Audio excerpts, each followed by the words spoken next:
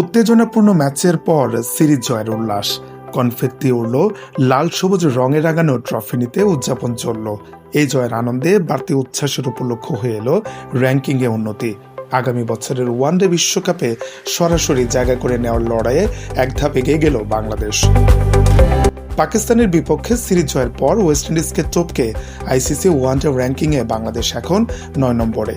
আগের সিরিজে ওয়েস্ট ইন্ডিজকে হারানোর পরও র্যাঙ্কিংয়ে ১০ নম্বরে ছিল বাংলাদেশ। তবে ক্যারিবিয়ানদের সঙ্গে রেটিং পয়েন্টের ব্যবধান ছিল স্রেফ ১। পাকিস্তানের বিপক্ষে এই সিরিজের প্রথম ম্যাচে বড় ব্যবধানে জিতলেও পরের ম্যাচে বাজেভাবে হেরে যান মিরাজরা। শেষ ম্যাচে রোববার রোমাঞ্চে ছড়ানো ম্যাচে ১১ রানের জয়ে সিরিজ জয়ের পাশাপাশি র্যাঙ্কিংয়ে উন্নতিও নিশ্চিত করে বাংলাদেশ। ৭৬ পয়েন্টে নিয়ে সিরিজ শুরু করে ২-১ ব্যবধানে জয়ের পর এখন বাংলাদেশের রেটিং পয়েন্ট ৭৯, ১০-এ নেমে যাওয়া ক্যারিবিয়ানদের পয়েন্ট ৭৭।